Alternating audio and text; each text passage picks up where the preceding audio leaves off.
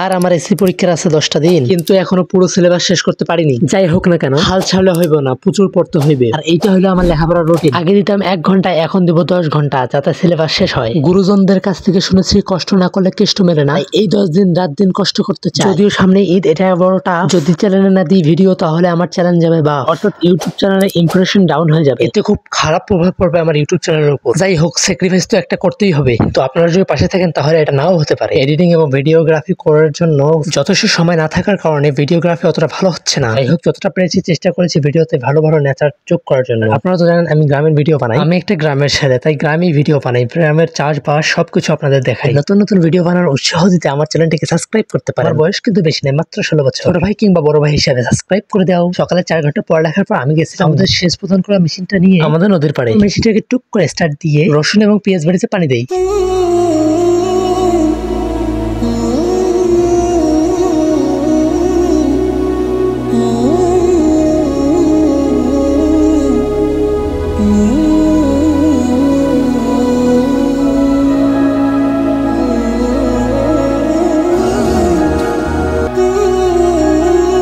সকল জায়গায় পানি দিয়ে আমরা চলে আসি বাড়িতে এসে নানার আমি শুরু করলাম আলু সংরক্ষণের কাজটা। আর গ্রামের মানুষ এভাবেই ঠিক আলু সংগ্রহ করে এবং সংরক্ষণ করে।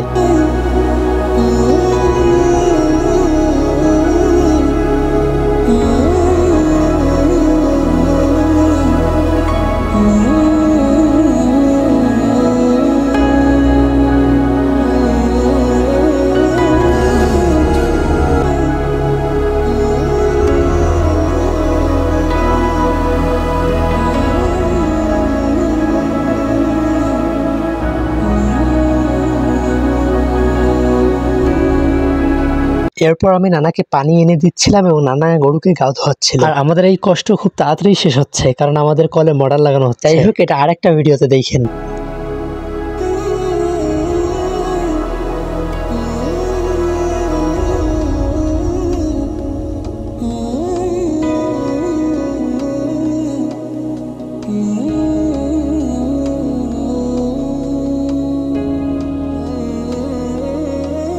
গরু দুটোকে গোসল করে দিয়ে আমার একটা আজকে পার্সেল আসার কথা ছিল, সেটাকে রিসিভ করতে যাই। আর এটাই হচ্ছে আমার ঈদ শপিং। তো আনবক্সিংটা আপনাদের সামনেই করে ফেলি।